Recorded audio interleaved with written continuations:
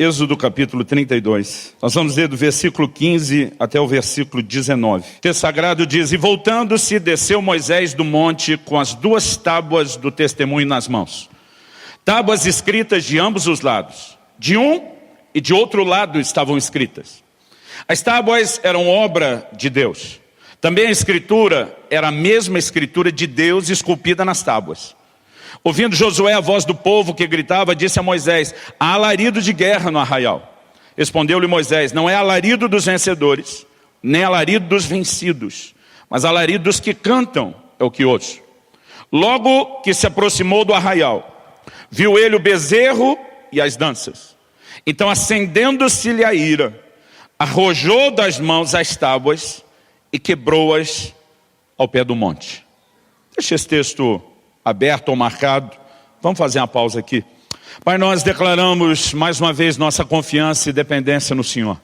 Oramos que a Tua palavra não alcance apenas a razão e o intelecto, que ela, comunicada pela unção, o poder do Teu Espírito e debaixo da Tua graça, alcance não apenas o nosso coração, mas comunique algo da parte do Senhor. Abra os nossos olhos. Nós clamamos, Pai, por uma consciência espiritual dessas verdades, envolvendo o nosso íntimo, formando uma visão que o Senhor quer que tenhamos, em primeiro lugar, como cristãos, mas também como igreja local. Nós clamamos que o Senhor cumpra o Teu propósito nessa hora, nessa manhã, em nome do Senhor Jesus. Amém.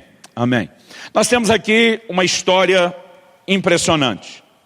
Impressionante pela forma como Deus se revela a Moisés.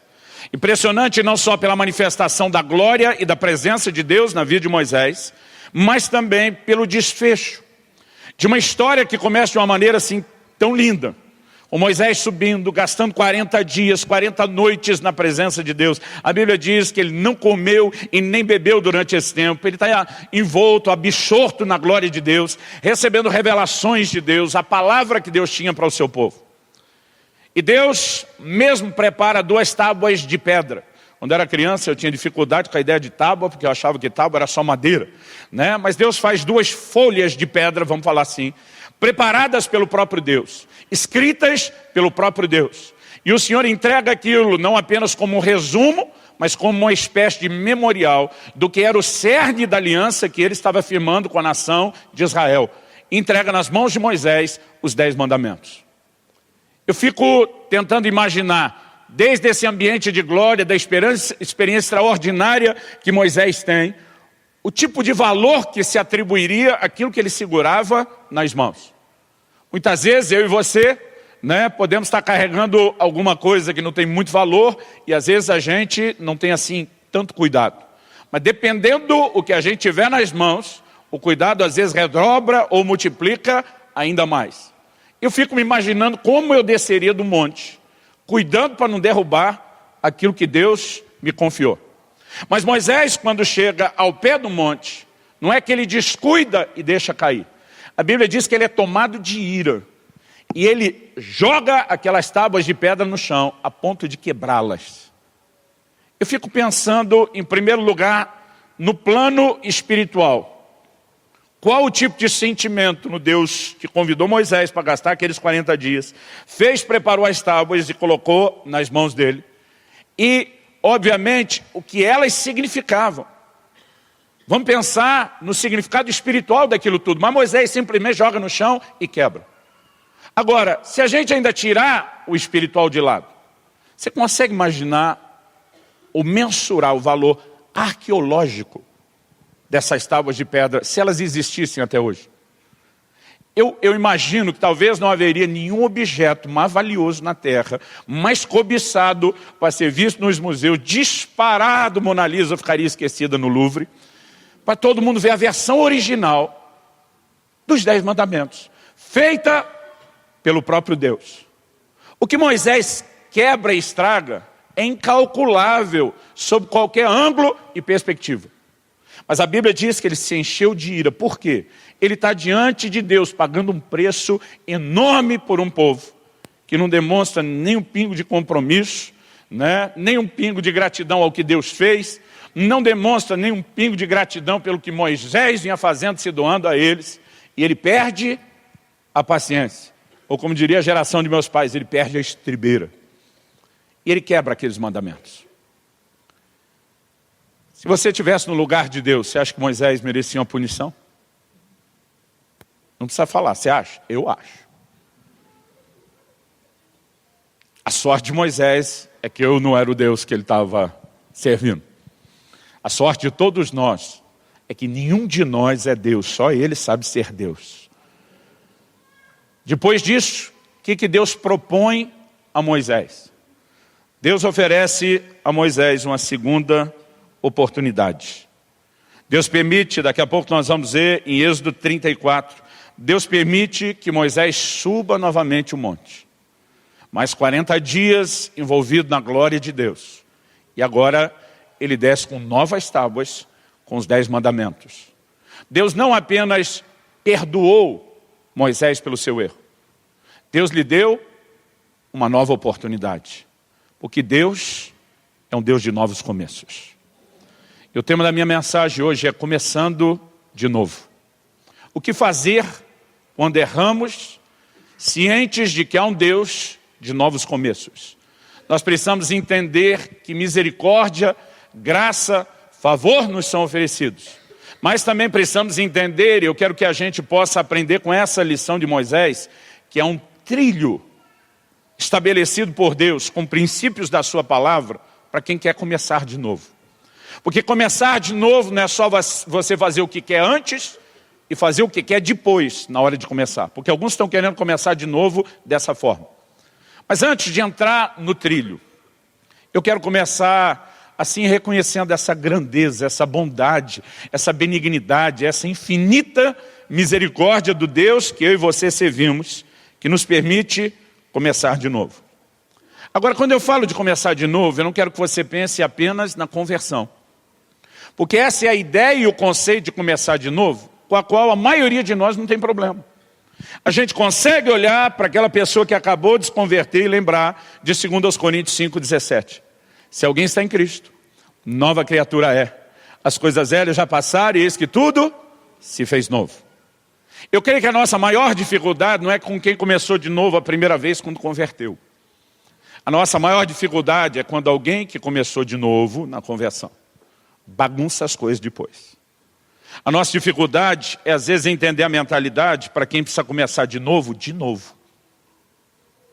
Começar de novo uma outra vez, além daquela do início da caminhada. E muitas vezes a gente acaba não tendo o mesmo coração. Prova disso é que desde o início da igreja, há orientações, há advertências que mostram esse tipo de coração precisando ser trabalhado pela visão correta da parte de Deus, do coração do Senhor, né, da sua visão. Por exemplo, em Gálatas 6:1, Paulo diz assim: irmãos, se alguém for surpreendido em alguma falta, eu não acredito que a maioria acorda planejando que bobagem eu posso fazer para estragar meu relacionamento com Deus. Ele fala que a falta é algo no qual alguém foi surpreendido, vacilou, deu bobeira, não vigiou, cedeu à pressão ou à tentação. E ele diz: se alguém for surpreendido em alguma falta, vós que sois espirituais, corrigiu. Então, se teve falta, precisa de correção. Por favor, diga amém. Só que ele diz o seguinte: corrigiu com espírito de brandura. Tipo, é necessário correção, mas não termina de acabar com essa pessoa. E além dele falar do espírito de brandura, ele diz o seguinte: e guarda-te para que não sejas também tentado. Ele diz: podia ser com você. Você pode vacilar na mesma área. Você pode tropeçar na mesma área. Então, eu percebo que esse tipo de orientação tinha, obviamente, claramente, um propósito. Ajudar os crentes a ter uma atitude correta com alguém que foi surpreendido em alguma falta e precisa começar de novo. Há textos que vêm desde a velha aliança, como Salmo 37, 23 e 24, que diz: o Senhor firma os passos do homem bom e no seu caminho se compraz. Se cair, tem um condicional, não quer dizer que isso vai acontecer. Se cair, não ficará prostrado, porque o Senhor o segura pela mão. O texto não está dizendo que o Senhor segura com a mão para não cair. Apesar de ter caído, a Bíblia diz, Deus não vai deixar no chão. Significa que agora Deus pega com a mão e diz, eu estou disposto a levantar você novamente. Eu quero colocar você novamente nos trilhos e na caminhada. Provérbios 24:16 diz, porque 7 vezes cairá o justo e se levantará. Mas os perversos são derrubados pela calamidade. Talvez isso possa ter ajudado a mentalidade dos apóstolos quando diz, Senhor, até quanto eu tenho que perdoar alguém? Qual é o limite? Porque o livro dos Salmos fala de uma queda e o Senhor levanta. O livro de Provérbios está dizendo 7 vezes. Talvez isso tenha ajudado a mentalidade do apóstolo a dizer, o limite de perdão deve ser 7. E aí o Senhor diz que nós temos que estar disposto a perdoar não só 7, 70 vezes 7 por dia. Que a cada novo dia zera a conta e começa de novo. E Deus não pediria para mim e para você fazer algo que Ele primeiro não esteja disposto a fazer ou que Ele não faça. Nós precisamos entender que Deus é um Deus de novos começos. Irmão, se eu fosse Deus, Moisés, depois de matar aquele egípcio, não ia liderar o meu povo. Mas graças a Deus eu não sou Deus. E se eu fosse Deus e tivesse dado uma primeira chance para ele, quando ele matou o egípcio, quando ele quebrasse as tábuas da lei, eu ia dizer, agora cartão vermelho para você, moça. Você está fora. Se eu fosse Deus, nunca que o Arão, que fez o bezerro de ouro, que corrompeu e perverteu o povo, que foi o que levou Moisés a ficar com aquela ira, quando ele vê toda a adoração, aquele ídolo, ao bezerro de ouro construído por Arão, seu irmão. Se eu fosse Deus, e nunca que Arão seria o sumo sacerdote, o chefe de toda a tribo ministerial depois disso. Mas graças a Deus que eu não sou Deus, que Ele é que é, e que Ele sabe ser Deus. Se eu fosse Deus, provavelmente Davi, depois do episódio, irmão, a parte de Batseba eu consigo perdoar mais fácil Davi. O difícil é perdoá-lo pelo que ele fez com Urias. Eu, quando garoto, às vezes ia para Deus, é sério, que eu e Davi vamos dividir o mesmo céu. Se eu fosse Deus, Davi estava lascado. Mas graças a Deus, eu não sou Deus, Ele é que é Deus. E Ele sabe ser um Deus de novos começos. Se eu fosse Deus, Pedro, depois de me negar 3 vezes, podia até ficar na equipe apostólica, mas não seria o líder da igreja. Mas graças a Deus que eu não sou Deus. Ele é Deus. E Ele sabe ser esse Deus de novos começos. Quantos são gratos a Deus por isso? Eu acredito que a gente não precisa gastar tempo estudando o fato de que Deus é um Deus de novas oportunidades e novos começos. Isso está muito claro, fundamentado, e se a intenção fosse falar só disso, eu poderia parar aqui. O que eu quero tomar um pouco do nosso tempo nessa manhã, talvez tentando esmiuçar isso um pouco melhor, é que o Deus de novos começos, que está disposto a deixar alguém a começar de novo, Ele tem um trilho de princípios que Ele estabeleceu e Ele não pode negar. E eu gostaria que, na segunda oportunidade que Ele deu a Moisés, como nós vamos ver aqui, a gente pudesse enxergar com clareza esse trilho. Então abra, por favor, sua Bíblia, no livro de Êxodo, agora no capítulo 34. E nós vamos começar a partir do versículo 1. Então disse o Senhor a Moisés, lavra 2 tábuas de pedra, como as primeiras. E eu escreverei nelas as mesmas palavras que estavam nas primeiras tábuas, que quebraste. E prepara-te para amanhã, para que subas pela manhã ao monte Sinai, e ali te apresentes a mim no cimo do monte. Ninguém suba contigo, ninguém apareça em todo o monte, nem ainda ovelhas, nem gado se apacentem de fronte dele. Lavrou, pois, Moisés 2 tábuas de pedra como as primeiras. E levantando-se pela manhã de madrugada, subiu ao monte Sinai, como o Senhor lhe ordenara, levando nas mãos as 2 tábuas de pedra. Tendo o Senhor descido na nuvem, ali esteve junto dele e proclamou o nome do Senhor. Vamos prestar atenção, esses primeiros 5 versículos de Êxodo 34. Quando Deus convida Moisés para desfrutar de um novo começo, de uma nova oportunidade, do que nós poderíamos aqui classificar de uma segunda chance. A primeira coisa que me chama a atenção, e eu quero falar de 4 princípios que envolvem esse trilho do recomeço. A primeira delas é que Deus claramente responsabiliza Moisés pelo que aconteceu. Ele diz, de cara, o início da conversa. Deus diz assim no versículo 1. Escreverei nelas, nessas tábuas, as mesmas palavras que estavam nas primeiras, que tu quebraste. Aquelas tábuas que você, Moisés, quebrou. Primeira coisa. Deus diz, eu vou te dar uma nova oportunidade, mas tudo começa com a necessidade que você reconheça, Moisés, que você errou. E a partir do momento que você reconhece que errou, que um novo começo pode acontecer. Isso, irmão, serve para tudo. A gente pode apontar para o início na conversão. A palavra de Deus nos mostra que a mensagem pregada é a mensagem de arrependimento, não só de fé. Jesus chega dizendo, arrependei-vos e, esse é o adicional, crede no Evangelho. Então a mensagem envolvia duas coisas. A primeira era arrependimento, a segunda era fé. Quando o Hebreus 6 fala dos rudimentos da doutrina de Cristo, primeiro fala do arrependimento e obras mortas, para depois falar da fé em Deus. Por que a mensagem chega como uma mensagem de arrependimento? Porque Deus não pode mudar a vida de ninguém que não reconheça seus erros. Jesus diz lá no Evangelho de Marcos, no capítulo 2 e no versículo 17, os sãos não precisam de médico, e sim os doentes.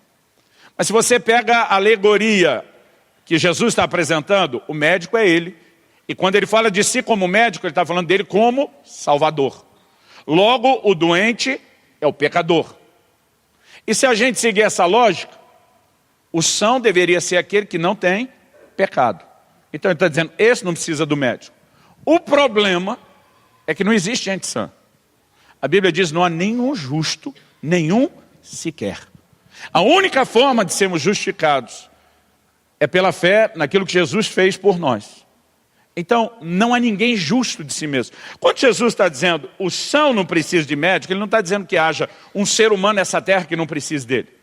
Ele está dizendo que quem não se enxerga como doente, a ponto de reconhecer que eu é que tenho a cura, esse eu não tenho nada para fazer por ele. Agora, desde um fundamento como esse, até a restauração de alguém que já conhecia Deus e pecou, o princípio é o mesmo. Agora, o ser humano, desde o início, demonstra uma grande dificuldade de admitir culpa. Lá no Éden, o primeiro casal, quando pecaram, Deus vai tratar com Adão primeiro. E diz, o que é que você fez, Adão? Adão joga a culpa em dois, em Deus e na Eva. E diz, a mulher que tu me deste. A começo de conversa, se o Senhor não tivesse botado ela na minha vida, nada disso teria acontecido. Então o Senhor é o primeiro responsável. E ela foi que fez essa lambança toda. O Senhor vira e diz, pois é, Eva, o que você tem a dizer? Ela diz, foi o diabo. Sempre aquele miserável do Satanás, estragando, bagunçando, atrapalhando a nossa vida. Irmão, aqueles dois têm a capacidade de dizer, Deus tem a culpa, outra pessoa tem a culpa, o diabo tem a culpa. Alguns anos atrás aqui eu preguei uma série de mensagens, 3 domingos. A primeira era, não culpe a Deus. A segunda era, não culpe aos outros. E a terceira era, não culpe o diabo. Nós precisamos aprender a assumir responsabilidade dos nossos erros. Em Deuteronômio, no capítulo 1, no versículo 37, quando Moisés está falando de outra mancada dele, que fez com que ele não entrasse na terra prometida, ele, diante do povo de Israel, diz, por causa de vocês, Deus não me deixou entrar na terra. Eu fico olhando e diz, bonito isso, né, Moisés? Quem perdeu a estribeira foi você. Quem feriu a rocha em vez de falar foi você. Não, mas foi vocês que me tiraram do sério. Foi vocês que me fizeram errar. Toda pessoa tem uma inclinação a essa dificuldade de reconhecer os erros. Eu me lembro, logo no primeiro ano nosso como igreja, eu me lembro de um dia que eu estava atendendo um casal.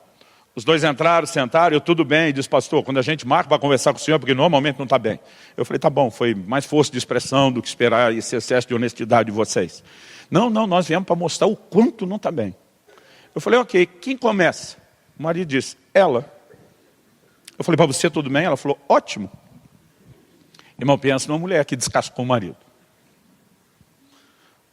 No meu emocional, parece que foi mais de meia hora. Mas vamos dizer que tenha sido de 15 a 20 minutos, ela falando sem parar. Esse homem não vale nada. Ele é isso, ele é aquilo. Irmão, pensa numa lista que não terminava. E depois daquele tempão falando, quando ela terminou, minha cabeça estava até às 11. Aí eu virei para o homem e falei, e você, o que tem a dizer? Ele falou, eu concordo com ela, é isso aí mesmo. Eu falei, não. Você está debaixo de coação? Ela ameaçou você? Eu falei, não, pastor, eu sou esse tralha mesmo. Gente, eu queria parar a conversa para sair comemorar. Porque eu não me lembro de alguém que tenha sido tão honesto em dizer, o problema sou eu. Eu falei, gente, tem solução. Porque a maior barreira já foi vencida. Eu sei que o desafio é grande. Mas quando não começa com o reconhecimento, não vai andar. Agora, muitas vezes eu vejo pessoas que estão empacadas. Essa quebra de Moisés, das tábuas da lei, não é algo que eu e você vamos repetir na nossa vida de forma física, literal. Então eu quero que a gente pense na quebra das tábuas com duas perspectivas. A primeira, a definição de pecado é a da quebra da lei. Então eu quero essa figura simbólica dele quebrando a lei, como muitas vezes eu e você quebramos ou transgredimos os mandamentos de Deus, ou seja, pecado. Mas o erro de Moisés não foi só isso. Por que ele passou 40 dias ouvindo as instruções de Deus? Porque Deus lhe deu uma missão. Ele tinha um papel a cumprir. Ele tinha que ter transmitido aquela palavra para o povo. E quando ele joga aquelas tábuas no chão, ele está dizendo para Deus, não brinco mais. O negócio para mim deu a conta, deu a tampa, deu o que tinha que dar. E eu não vou falar o que o Senhor me mandou falar. Então eu quero que você avalie isso por dois ângulos, duas perspectivas. O que esse nível de desobediência é um chamado não necessariamente significa pecado, em algum aspecto, mas muitas vezes, quando há essa atitude deliberada, não estou falando de alguém que protelou, não estou falando de alguém que ainda não entendeu, mas quando há uma desobediência deliberada, também é pecado. Mas eu quero que vocês pensem isso sob duas perspectivas. Porque talvez você esteja vasculhando meu coração, dizendo, estou andando na lei de Deus. Mas muitos de vocês estão deliberadamente negligenciando alguma missão que Deus confiou. E eu quero que você se enquadre no que eu vou falar hoje a partir disso. Aí de vez em quando eu encontro pessoas. Estava conversando com alguém. Pastor, Deus me deu um chamado tão glorioso. Falei, que bênção, irmão, o que você está fazendo com ele? Nada, porque os homens não permitem que eu faça. Não permitem que eu faça. Falei, como assim? Meu líder não me enxerga, não me reconhece e não me dá espaço. Minha mulher não coopera. Irmão, pensa no resto da terra culpada. Mas o cara acha que não fez nada de errado. Eu falei, rapaz... Conheço um cara que pensava tão diferente de você, um tal de José. Traíram ele, venderam ele, prenderam ele. E ele o tempo todo dizia, meu destino não está na mão de ninguém, meu destino está na mão de Deus. A minha sorte vai mudar. Irmão, conversa é essa. De ficar dizendo que Deus tem um chamado extraordinário e que a coisa não acontece por causa dos outros. Em que Deus você confia e acredita. Mas muitas vezes a gente esbarra em qual o problema? No simples fato de que a gente não consegue reconhecer nossas limitações. Casamento está ruim. O marido bota a culpa na mulher, a mulher bota a culpa no marido. Irmão, não tem como não ter uma participação de cada um. A gente não precisa dividir 50% também. Vai jogar um 51 para o lado de lá, um 49 para o lado de cá. Mas, sabe, querido, o grande causador dos seus problemas, você vai achá-lo num lugar, na frente do espelho. O grande causador de muitas coisas que estão estacionadas, você precisa entender. A probabilidade de que seja você, às vezes você arruma um sócio, não é só você, mas a probabilidade de que isso tenha começado com você é grande. E o primeiro passo, nós temos que reconhecer o erro. Não, eu só tropecei porque me empurraram para esse lugar. Não, você se deixou ser empurrado. A mulher de Potifar tentava José todo dia. Criou-se uma oportunidade, agarrou ele em casa. E disse, se não for para a cama comigo, acaba com a sua vida miserável. E diz, então acaba, porque eu não vou pecar. Irmão, nós temos exemplos bíblicos e na história de gente que não aceitou nenhuma desculpa. E diz, eu sou responsável pela minha conduta, eu sou responsável pelas minhas escolhas. Agora, quando você já não fez a escolha correta antes e errou, não consegue partir da premissa básica de dizer, fui eu que baguncei as coisas. Não tem novo começo que aconteça. Deus diz, não, Moisés, o negócio é o seguinte, você é o responsável, você quebrou, foi você que quebrou as tábuas. Vamos consertar? Vamos. Você admite que foi você? Sim. Então vamos para o próximo passo. Qual foi o próximo passo? Moisés teve que subir o monte de novo. Gastar mais 40 dias e 40 noites. Irmão, deixa eu dizer uma coisa. Só subir o Sinai já é um desafio. Eu fiz isso uma vez, fiquei me perguntando se ele não ficou 40 dias lá em cima só para descansar. São horas e horas e horas subindo. E Hoje, com a modernidade, os turistas têm alguns auxílios. Tem lugar que colocar escada, tem lugar que tem onde segurar. Mas, irmão, pensa num negócio alto. A gente leva horas e horas, é uma canseira só de subir. Agora, diferente da primeira, porque na primeira Moisés só desceu com as tábuas de pedra. Agora Moisés tem que subir com as tábuas, que na primeira ele não subiu, ele só desceu. Ele tem que passar de novo 40 dias e 40 noites, sem comer nem beber. Ele tem que ouvir tudo de novo, as mesmas coisas que Deus já tinha falado antes. Para descer escrito nas tábuas a mesma coisa que tinha sido escrita antes. Será que você entende o que é o segundo estágio? O segundo estágio significa que existe misericórdia para quem erra, existe oportunidade de começar de novo. Mas eu e você vamos ter que lidar com as inevitáveis consequências. O Senhor falou para Moisés, Moisés, você reprovou. Ô Senhor, reprovei só o último bimestre, vou ter que fazer o ano todo de escola. Quando você reprovou lá no fim, você estragou tudo que você tinha feito durante o ano inteiro. Então nós vamos repetir tudo de novo. E nós vamos nos certificar que agora você aprendeu e que agora você passe. Mesmo quem tem a oportunidade de começar de novo, não vai escapar de consequências. E o segundo passo para quem quer começar de novo é aceitar as consequências. É voltar ao início do estágio onde se foi reprovado.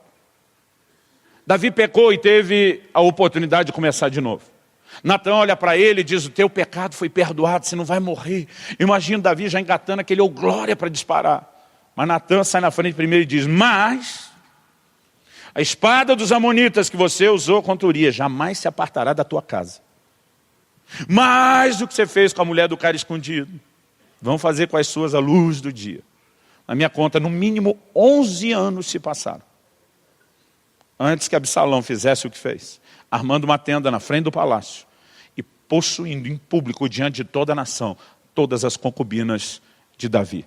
Para demonstrar que o caminho dele de rebeldia não tinha volta.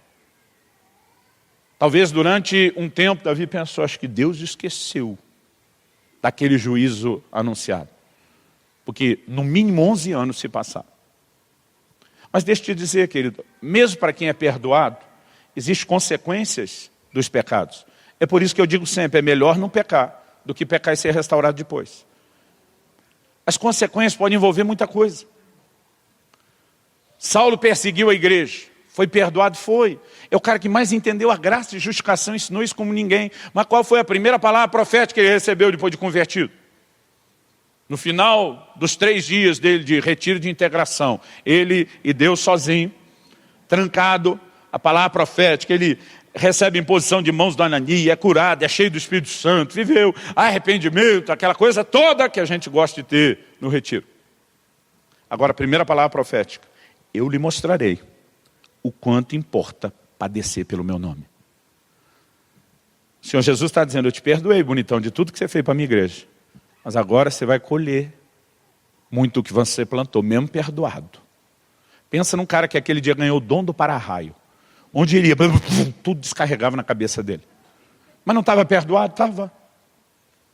Sabe, as pessoas não entendem isso. Um irmão outro dia veio protestar comigo. Falou, pastor, puxa, fui tão encorajado por vocês a não esconder nada da minha vida, andar em arrependimento, confessar, abrir umas coisas do meu passado para a minha mulher. O senhor acredita que ela me botou para dormir na sala? Eu falei, bem feito.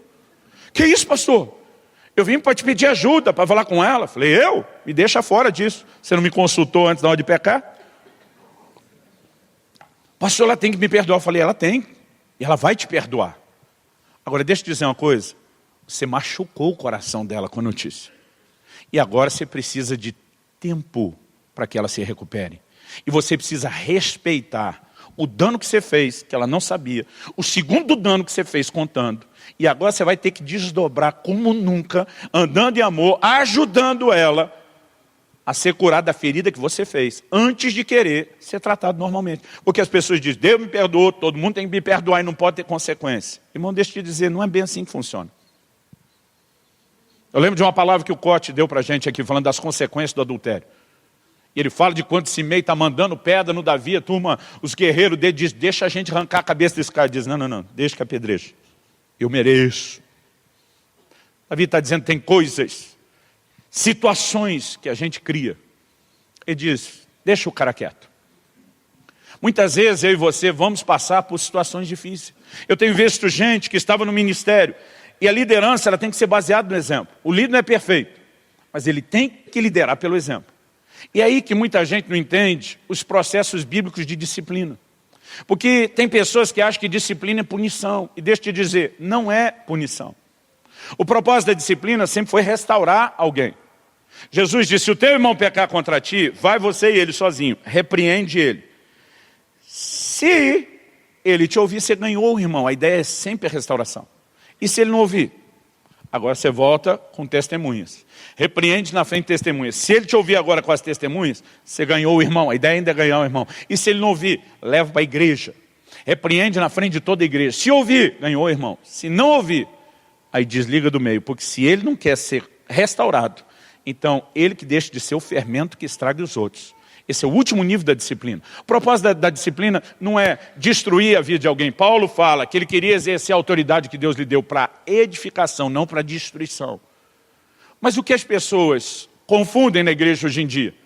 Quando um ministro, por exemplo, tropeçou, a gente acredita que ele pode recomeçar? Pode. No dia seguinte, não. Por que não? Paulo diz em 1 Coríntios 9, 27, eu esmurro o meu corpo e eu sujeito à escravidão para que depois de pregar eu não venha a ser desqualificado. Ele está dizendo que um ministro pode ficar desqualificado. Agora, qual qualificação exatamente Paulo perdeu? Se, suposto hipoteticamente, ele tivesse pecado. No dia seguinte, ele teve uma amnésia, esqueceu tudo que ele sabia da Bíblia, que ele estudou a vida inteira e não tinha mais o que ensinar? Claro que não, todo o conhecimento estava lá. Paulo perdeu toda a experiência, a bagagem missionária de plantador de igreja que não podia orientar os outros no ministério? Claro que não, estava lá. Tudo no sentido natural que ele precisava para continuar no ministério estava lá. O que ele perdeu? A autoridade da falta de exemplo. Então agora a necessidade de se parar é vamos construir de novo. Vamos recuperar o exemplo. Vamos resgatar a credibilidade para depois voltar. Eu lembro de uma situação, anos atrás, nós tivemos que disciplinar um líder numa das igrejas que eu pastoreei. E nós o afastamos. E depois de 6 meses, alguém que era não só uma ovelha do rebanho, amigo meu, muito amigo meu e amigo dele, veio falar comigo e perguntou, pastor, vocês não acham que vocês já não puniram fulano o suficiente? Eu falei, o quê? Você não acha que vocês já puniram ele o suficiente? 6 meses de gancho, na cadeira, sem ministrar. Eu falei, irmão, você acha que nós estamos punindo fulano? Se isso não é punição, é o quê? Eu falei, meu irmão, para. Eu falei, você não entendeu nada. Esse cara depois que pecou, ficou 7 dias enfiado no meio do mato, sem comer nem beber, sem tomar banho, profundo arrependimento. Eu tenho certeza que Deus o perdoou. Ele falou, eu também. Eu falei, pois é. Depois ele veio e abriu para nós os pastores. Não só confessou, pediu perdão, nós o perdoamos. Ele abriu com a família o perdoou. Ele fez questão de vir diante da igreja, reconhecer o seu erro, pediu perdão e a igreja o perdoou. Eu falei, se Deus e o mundo perdoam ele, quem somos nós para punir o pecado dele? Aí o cara olha para mim e diz, exatamente. Eu falei, você não entendeu que nós não estamos punindo. O problema é que agora ele tem consequências. Ele perdeu o exemplo.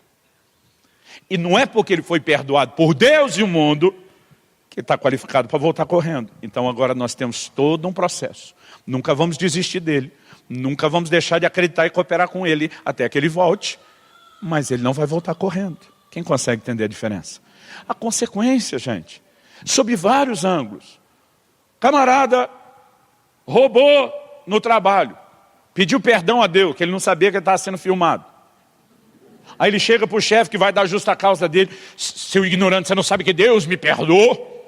Não faz sentido, mas as pessoas às vezes querem viver sem isso. Então, já é difícil alguns passar no teste de reconhecer e admitir o erro. E aí outros enroscam no segundo, de não aceitar as consequências. Eu quero dizer, se você errou, as consequências vão aparecer. E você agora tem que ser paciente em dizer, eu vou enfrentar cada uma delas. Eu voltei no início do ciclo.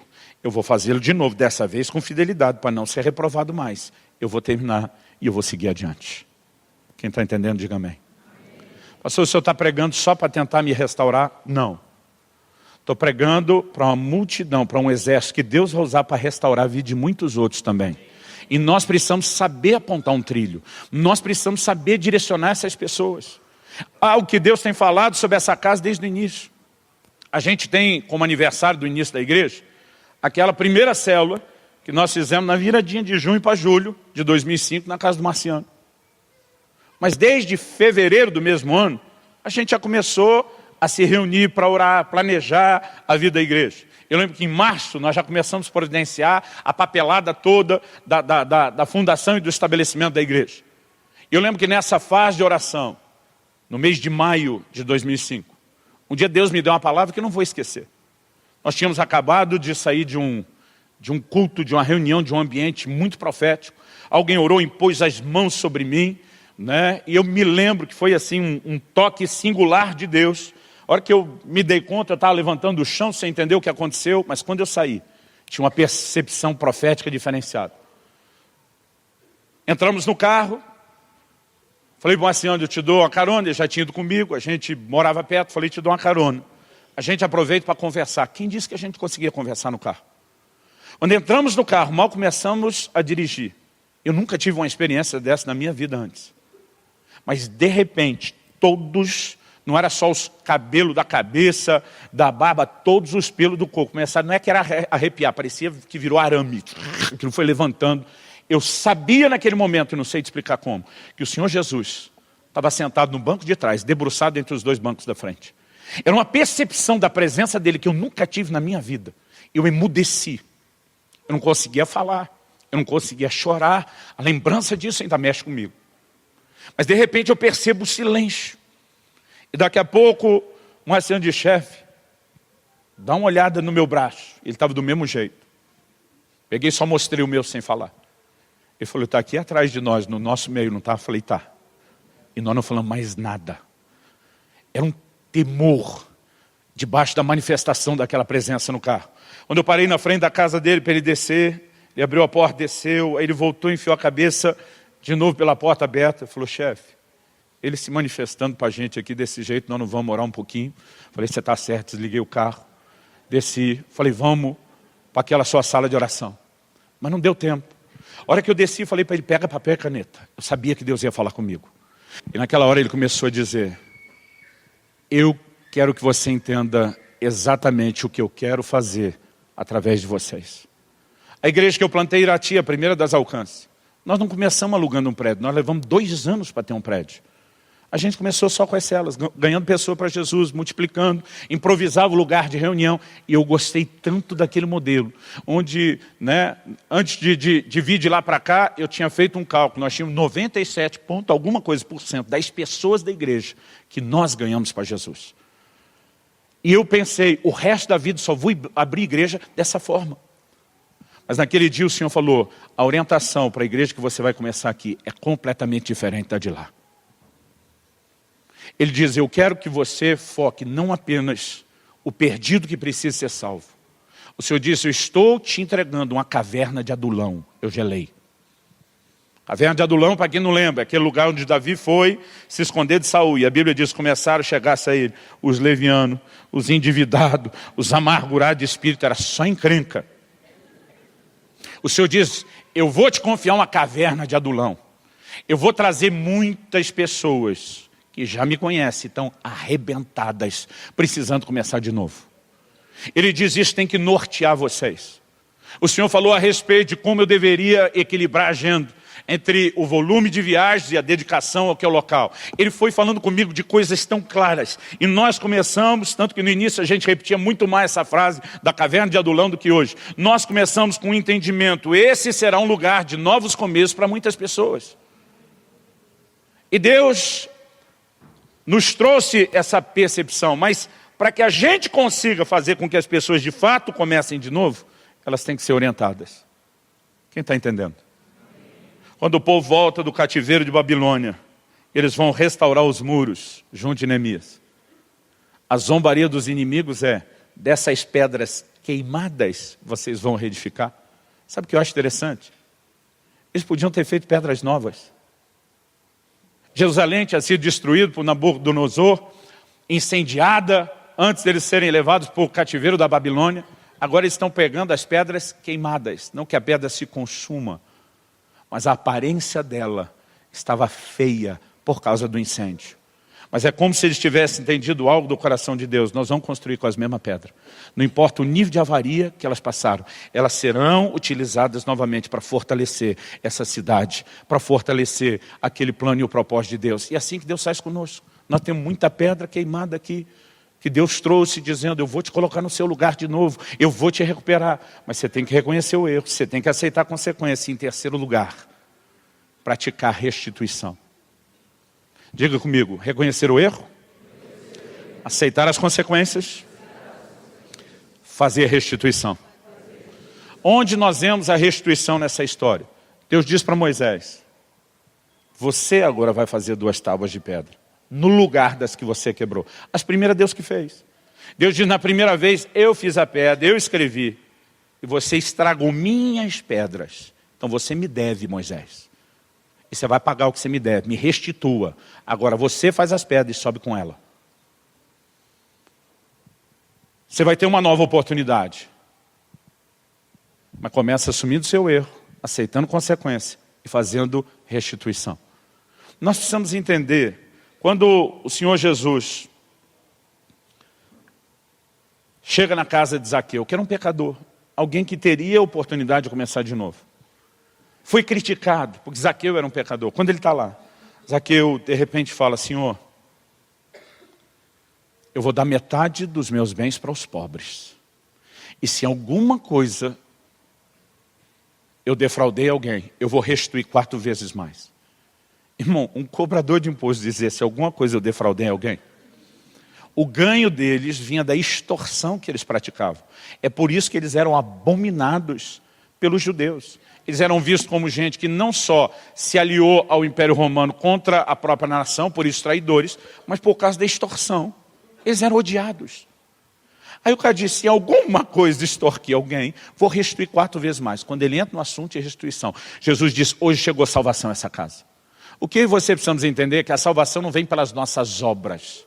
E nem aquilo que fazemos nos faz merecedor. Mas a salvação que Ele começa em nós precisa transbordar. A fé que nós começamos a manifestar dEle precisa se manifestar por meio de ações e atitudes. E uma delas é restituição. Anos atrás estava pregando numa igreja de Porto Seguro. E o pastor me apresentou uma senhora. Diz, olha, essa aqui foi uma das maiores macumbeiras que o sul da Bahia conheceu. A maioria do povo dessa cidade, porque é uma cidade pequena, já fez alguma coisa contra alguém usando ela, ou tentou parar alguma coisa que alguém fez contra ela. Pensa numa mulher que era conhecida aqui. Mas ela se converteu. E quando se converteu, ela reconheceu seus erros. Ela decidiu começar de novo. Ela sabia que teria consequências para suportar, mas ela decidiu praticar restituição. Ela ficava andando pelas ruas da cidade, só para encontrar gente que a reconhecesse. E quando alguém chamava ela pelo nome, né, e demonstrava reconhecer, ela perguntava, alguma vez fiz algum trabalho que você me pediu? Sim. Ela dizia, eu quero te pedir perdão. Primeiro porque eu estava no engano e eu não sabia com o que eu estava envolvido. Hoje me converti, as pessoas se enganam, não, tudo bem. Diz, não, o que vocês não sabem, que a maioria de vocês, quando me pedia para endireitar alguma coisa, quando você saiu, eu já jogava uma praga para você voltar com outro e me dar mais dinheiro. As pessoas estatelavam os olhos e diziam, eu não tenho como te devolver o dinheiro. Eu posso orar para que qualquer dano que eu trouxe seja revertido, mas eu estou te pedindo perdão. Eu sou uma nova criatura. Jesus me transformou, me permitiu começar de novo, mas eu preciso que você me perdoe. Sabe o que é isso? Restituição. Tem muita gente querendo varrer a sujeira para debaixo do tapete. Eu me lembro de uma ocasião que eu cheguei num negócio, não era uma visita pastoral. Eu fui como um cliente para uma visita comercial num negócio de um casal cristão. Quando cheguei lá e botei o pé dentro do estabelecimento, Deus me deu uma visão. Eu vi 2 alianças desses anéis que usamos no casamento. Uma delas estava quebrada. Eu entendi na hora. Falei, um dos 2 quebrou a aliança matrimonial. Por estatística e amostragem, fui primeiro em cima do marido. Então vem cá. Como que está essa área da sua vida? Pastor, desde que eu fui cheio do Espírito Santo, Pensa num cara que sabe que andar em vitória. Eu comecei, enquanto ele falava, o Espírito Santo me falou, não é ele. Fiz tudo o que tinha que fazer, gastei tempo, resolvi a questão. Na hora de ir embora, que a casa deles era colada atrás, emendada no estabelecimento. Na hora de ir embora, falei para ele, sua mulher está aí? Ele falou, tá. Você poderia chamá-lo um instante? Falei, claro. Telefonou, daqui a pouco ela apareceu. Falou, pastor, eu vou atender mais alguém. O senhor fica à vontade. Falei, claro. Ele estava mais ou menos uns 10 metros. Quando ela chegou, eu falei, querido, tudo em paz, tudo, pastor? O senhor está precisando de mim? Eu falei, sim, eu preciso te contar uma coisa. Quando eu entrei aqui agora há pouco, Deus me deu uma visão e eu vi isso. Quando eu falei isso, ela já emudeceu e branqueou. Eu falei, fui primeiro em cima do seu marido, mas Deus me disse que não é ele. Ela começa na hora, os olhos ficam cheios de lágrimas, escorrer. Ela diz, pastor do céu, foi uma vez só. Eu falei, querido, esse tipo de pecado não tem marcação de quilometragem. Não é assim que funciona. Eu falei, você quebrou a aliança. Então, eu só preciso te fazer uma pergunta. Quem vai contar para ele? Eu ou você? Pastor, pelo amor de Deus, o senhor vai destruir meu casamento. Eu falei, Quem destruiu foi você. Deus me mandou aqui para arrumar. Não joga essa em cima de mim, não. Quem destruiu foi você. Se você quer que as coisas consertem, você vai ter que assumir o erro. Vai ter que aceitar as consequências. Vai ser dureza. Vai. E foi. Foi difícil. Mas Deus fez uma obra linda naquele casal. Mas tem que ter restituição. As coisas no plano espiritual, querido, não funcionam quando fica varrido para debaixo do tapete. Agora, eu lembro que ela falou, eu falo. Eu falei, então tá bom. Ela diz, e o senhor não vai a lugar nenhum. O senhor vai ficar aqui para participar da conversa. Nós tivemos um árduo trabalho, mas nós vimos Deus fazer algo extraordinário na vida daquele casal. Eu acredito que mentiras praticadas ao longo dos anos não deveriam ser confessadas só a Deus. Deveriam ser confessadas às pessoas que nós ferimos. Obviamente, não quero que ninguém saia daqui correndo de forma irresponsável, achando que tem que arrumar tudo, talvez sem ter orientação. Porque alguns não têm bom senso, não preparam, não oram, não buscam ajuda de Deus, não entendem a maneira de fazer, mas eu quero te dizer, se você quer viver a plenitude da restauração, vai ter que ter restituição. E para terminar, durante alguns anos eu só pregava esses 3 primeiros passos. E eu me lembro que no 3º ano da nossa igreja, logo depois do aniversário de 3 anos, de 2008, um dia o Espírito Santo falou, para que você acha que serve essa caverna de Adulão que eu te confiei? Foi para a gente restaurar as pessoas. Ele falou, esse é o seu problema. Você não entende o que é restaurar as pessoas. Você está tentando apenas fazer com que eles voltem a ser bons crentes conectados comigo. Ele diz, e até agora você não prega a fase final da restauração. Eu falei, o que é que sobrou disso? Ele diz, quando Moisés desce a 2ª vez no monte, ele completa a missão. Ele anuncia a palavra, o que ele não fez na primeira vez. Olha comigo Êxodo 34. E aqui nós encerramos. Êxodo 34, a partir do versículo 28. A Bíblia diz, e ali esteve com o Senhor 40 dias e 40 noites. Não comeu pão, nem bebeu água. E escreveu nas tábuas as palavras da aliança, as 10 palavras, ou os 10 mandamentos. Agora, olha que interessante. No início Deus diz, você leva a tábua e eu escrevo. No final das contas Deus diz, quer saber, você escreve. Irmão, Deus escrever na tábua, numa tábua de pedra, deve ser um processo mais rápido do que a gente. Mas Deus diz, Moisés, você que vai... Eu não sei se ele subiu pronto e preparado, eu não sei como ele fez aquilo, mas ele escreveu, verso 29. Quando desceu Moisés do monte Sinai, tendo nas mãos as 2 tábuas do testemunho, sim, quando desceu do monte, não sabia Moisés que a pele do seu rosto resplandecia, depois de haver Deus falado com ele. Olhando Arão e todos os filhos de Israel para Moisés, eis que resplandecia a pele do seu rosto, e temeram chegar-se a ele. Então Moisés o chamou, e Arão e todos os príncipes da congregação tornaram a ele. E Moisés lhes falou. Depois vieram também todos os filhos de Israel, aos quais ordenou ele tudo, não uma parte, tudo o que o Senhor lhe falara no Monte Sinai. Esse é o desfecho da restauração. Quando a missão abortada lá no início volta a se cumprir. O Senhor me disse, no que é que aquelas pessoas que foram encontrar com Davi na caverna de Adulão se tornaram. Eu falei, acho que viraram gente boa. O Senhor disse, se tornaram o maior exército de conquista. Irmão, a nação de Israel nunca conseguiu possuir a terra prometida, desde os dias de Josué. É a partir de Davi que os inimigos começam a ser subjugados. Qual era a base do exército de Davi? Essas pessoas restauradas. Quando Deus dá uma visão a Ezequiel e ele vê o vale de ossos secos, ele está falando do estado, né, de podridão espiritual que a nação chegou. Deus olha para Ezequiel e diz, pode esses ossos voltarem a viver? Ele está dizendo, você está olhando Israel nessa situação de perdição, tem cura para eles? O profeta sabiamente diz, Senhor, tu sabes. Tipo, eu nem arrisco um palpite. O Senhor diz, profetiza sobre eles. E é algo que nós vamos começar a fazer daqui para o fim do ano. É começar a liberar palavras proféticas sobre a vida de muitos de vocês. E você vai se unir conosco para liberar palavras sobre a vida de outros. Porque há um vento de restauração soprando nesse novo tempo e nessa nova estação. E de repente ele começa a perceber que os ossos começam a se mexer. Cada osso vai se juntando aos seus ossos. Daqui a pouco a Bíblia diz, começa a aparecer tendão, carne, pele. Até que eles se levantam. E quando se levantam, ele não diz que apenas se levantaram corpos. Ele diz, então se levantou um exército numeroso. Sabe qual é o propósito final de Deus em toda a restauração? Ter um exército.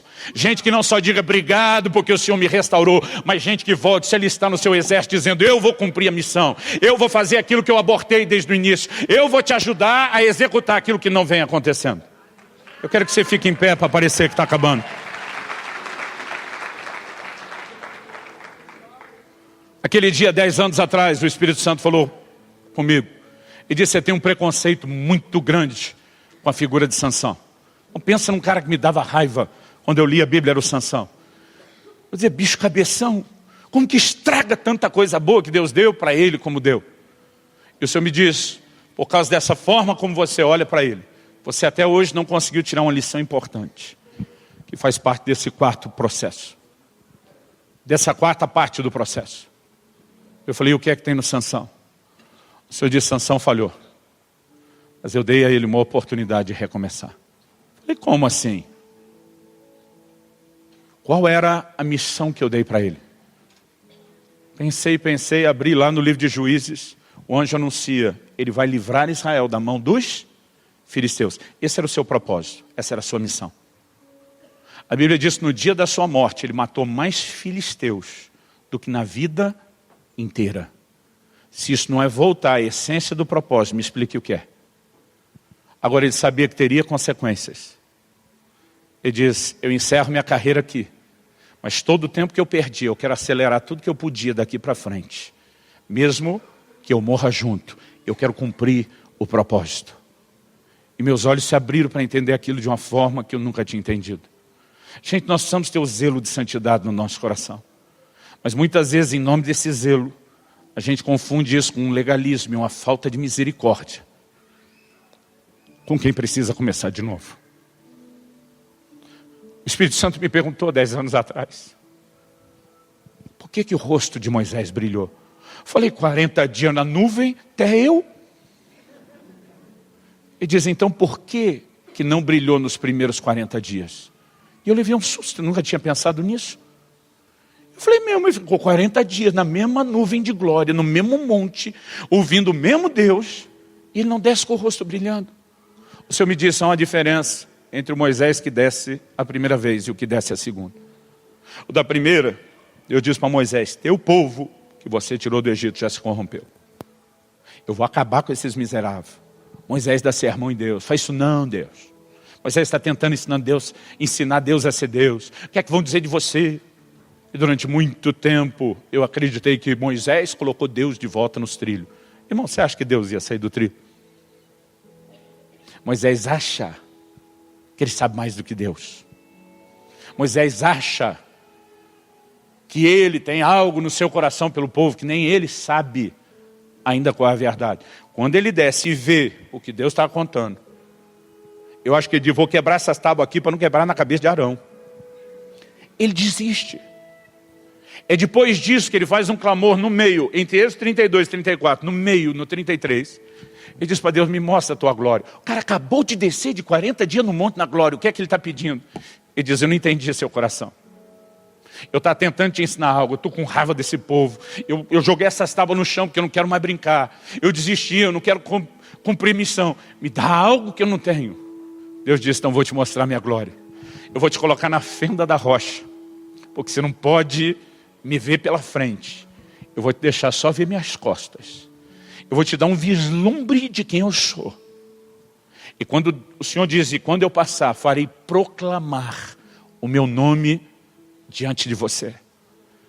Mas peraí, ele não sabe o nome de Deus? Ele não sabe o nome do Deus que mandou ele tocar, trabalhar o povo, que mandou se apresentar dizendo que eu sou? Eu disse, não, você ainda não sabe não. Ele diz, eu vou anunciar o meu nome. E a Bíblia diz, farei passar, Êxodo 33, 19, toda a minha bondade diante de ti. Você queria me ensinar a ser bom, Moisés? Queria matar esse povo todo também, não é? Você não sabe nada. Agora que você está em crise com a sua limitação, eu vou te ensinar. O Senhor diz, terei misericórdia de quem eu tiver misericórdia. Me compadecerei de quem eu me compadecer. E quando o Senhor passou, o capítulo 34 nos mostra que o que foi proclamado no verso 6, passando o Senhor por diante dele, clamou, Senhor, Senhor, Deus compassivo, clemente, longânimo, grande misericórdia e fidelidade, que guarda em 1000 gerações a misericórdia, que perdoa a iniquidade, a transgressão e o pecado, ainda que não inocente o culpado, e visita a iniquidade dos pais nos filhos, e nos filhos dos filhos até a 3ª e 4ª geração. Quando ele começa a ouvir da bondade, da misericórdia, de um Deus que pune, mas a punição vai até poucas gerações, mas de um Deus que usa de misericórdia até 1000 gerações. Moisés se prostra diante de Deus. Naquele dia Deus falou, meu coração, a minha glória não se manifesta na vida de quem não sabe exercer misericórdia para os outros. A diferença entre o Moisés da primeira e a segunda, é que na segunda ele sabe, não só que ele alcançou misericórdia no seu erro, mas ele sabe o que Deus quer oferecer para os outros. Que nesse novo tempo, que nessa nova estação, o meu e o seu coração consiga refletir o coração de Deus. E aí nós vamos brilhar de uma forma que muita gente será atraída para ser restaurada. Pai, nós clamamos que não apenas o entendimento que nos serve de trilho seja absorvido, que o Senhor nos desperte para viver provocando na vida de outras pessoas novos começos. Que o Senhor nos use como instrumentos para auxiliar outros nessa jornada.